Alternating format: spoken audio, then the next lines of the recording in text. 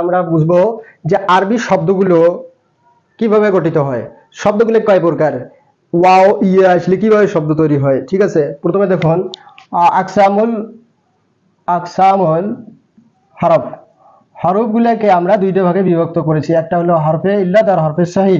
হরফে সহি আর হরফে ইল্লাত, হরফে সহি আর হরফে ইল্লাত। ইল্লাত হরফে ইল্লাত তো তোমরা জানো তিনটি, আলিফ ওয়াও আর ইয়া। এই তিনটা হলো হরফে ইল্লাত, ইল্লাত মানে হলো বেমারি।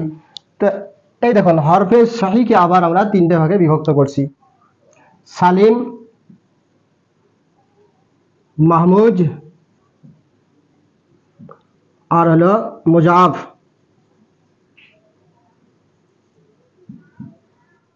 আর এই হরফে ইল্লাত আবার তিন প্রকার, মিসাল, আজওয়াফ, নাকিস। সালিম মানে আলাদা আলাদা বর্ণয় একটা করে শব্দ তৈরি হয়। ঠিক আছে, যেমন নাসারা, জরাবা, কাসাবা, এটা হলো সালিম। মাহমুজ মানে হামজা থাকবে, যে বর্ণ শব্দগুলিতে হামজা থাকবে, যেমন আমারা,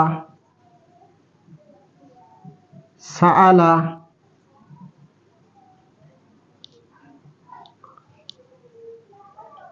মুজাফ, আদাদা, কাসাসা,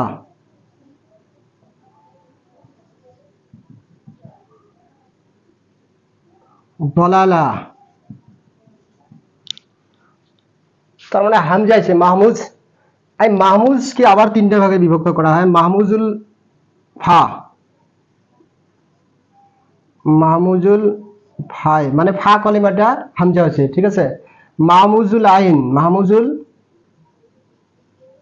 আইন মানে আইন কলিমায় হামজা আছে, দেখুন সাআলা। তারপরে মাহমুজুল লাম, তারপরে লাম কলিমায় হামজা আছে, মাহমুজুল ফা, মাহমুজুল আইন, মাহমুজুল লাম। এই যে আর মুজাফ মানে হলো দুইটা বর্ণ একসাথে আছে, আদাদা, কাসাসা, দলালা, এটা হলো সহি মুজাফ। মিসাল ফা কলিমা ওয়াও হবে, যেমন ওয়ালাদা, কাওয়ালা, দাওয়া, দাওয়া। এখানে লাম কলিমা ওয়াও হয়েছে, দাওয়া। তাহলে কি বুঝলাম, ফা কলিমা ওয়াও হয় বলা হবে মিসালে ওয়াওই, আইন কলিমা যদি ওয়াও হয় মিসালে ওয়াওই, আজওয়াবে ওয়াওই, আর লাম কলিমা যদি ওয়াও হয় নাকিসে ওয়াওই হবে।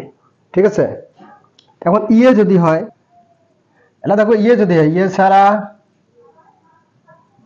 সারা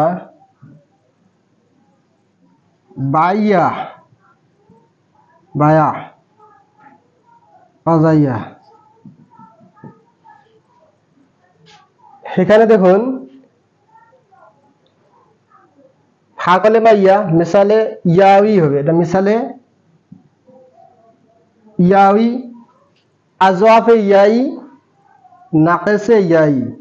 ইয়ের পরিবের আরেকটা জিনিস মনে রাখতে হবে, সেটা হলো লাফিয়া, এটা দুই প্রকার।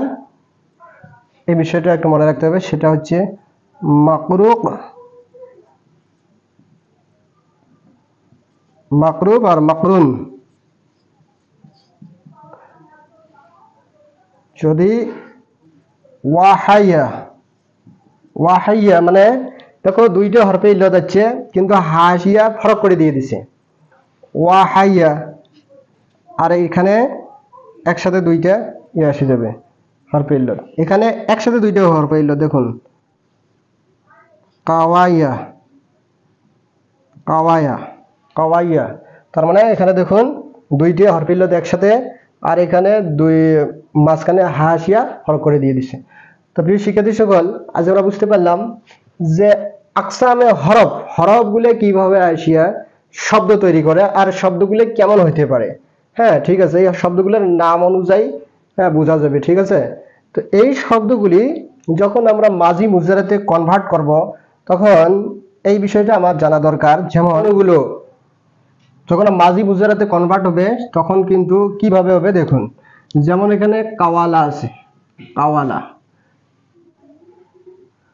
এই কাওয়ালা আলিফের ডিমান্ড হল তার পূর্বে যখন জবর হয়, তো জবর যদি পূর্বে আসে এর ডিমান্ড হল তার বাদে যখন আলিফ হয়, আর ওয়ার ডিমান্ড হল এর পূর্বে সবসময় জানি পেশ হয়, ঠিক আছে। আর ইয়ের ডিমান্ড হল সবসময় জের চায়। তাহলে দেখুন এই যে এখানে কাওয়ালা শব্দটা, এখানে কি আর এর ডিমান্ড কি, জবরের ডিমান্ড কি আলিফ হওয়া, তাহলে এটা কি হবে কাওয়ালা, মাজিদ হবে কাওয়ালা। ওয়াও ঠিক আছে, ওয়াও এর ডিমান্ড কি পেশ,